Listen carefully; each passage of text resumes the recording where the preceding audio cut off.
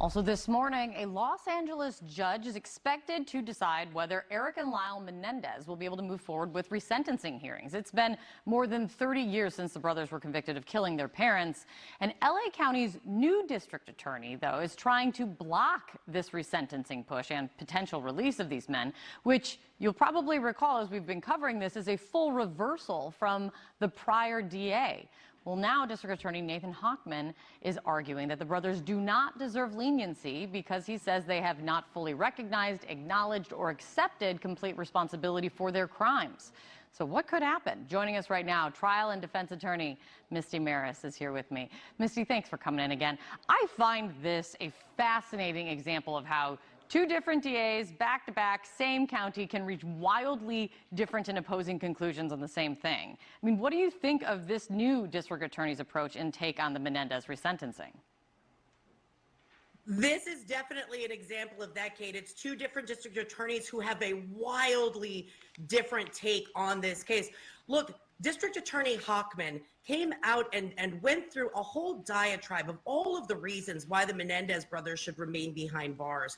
And today's hearing is largely going to be about District Attorney Hochman's application to the court to withdraw the prior position of his predecessor, Gascon. Now, remember, Gascon had said resentencing is appropriate. So what was going to happen at the actual hearing, which is substantive, today is procedural, but the district attorney and the defense were going to be on the same page. And it was just going to be about what that resentencing looked like, which is ultimately up to the judge.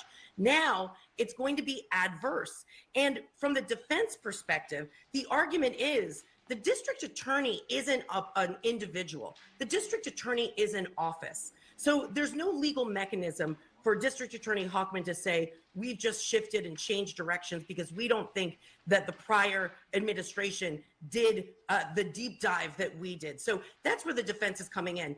But Kate, ultimately, today, again, procedural about whether or not that recommendation will stand. It's going to be up to the judge. Right. And the judge is going to make the determinations about what this resentencing looks like moving forward.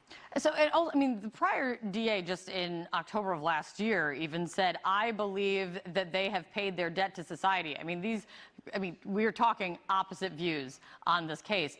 What are the options then for the judge eventually? So a couple of different options. So yes, you're right, Kate. He said, not only I believe they paid their dues, I'm saying that they should have immediate release. That was District Attorney Gascon. And now Nathan Hochman is saying, well, there's a pathway, but only if the Menendez brothers admit that they've been lying for the past 30 years, admit that they've lied to everyone, their friends, their family, the court. So clearly there's going to be an issue there from a defense perspective. That's one thing that I don't understand. Is there a standard for what a prisoner has to show or prove to earn a pathway to resentencing like they were on or are currently on? Kate, that's a great question because this is all under a unique California penal code, which allows an incarcerated individual to seek resentencing if they, number one, are not a threat to society, and number two, there's facts or circumstances in the case which we might look at differently now. This is, years and years and years later that could justify resentencing. This is where the district attorney and the defense are at odds. District attorney is saying that in order for there to be a resentencing in this case, there has to be full accountability, and full accountability is basically an admission. Defense says there is no such standard, and that the law they're pointing to, it relates to a probation process, not this particular penal code relating to resentencing. So it's a real legal tussle, and there's not a ton of case law on this. So this is something that's going to be very consequential in the courtroom. But keep in mind, there's another pathway. So here, the judge could decide that they're going to a substantive hearing, which will be next week, the 17th or the 18th. And then we're going to get into the nitty-gritty about resentencing and what that might look like. And the judge could conclude, no, there will be no resentencing. Yet there can be resentencing, but the probation department will make that assessment.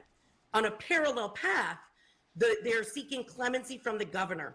So they're already scheduled to go through what's called a risk assessment with the probation department and parole board to make a determination about whether or not they are a risk to society and other factors that takes into account. So there's a dual track here.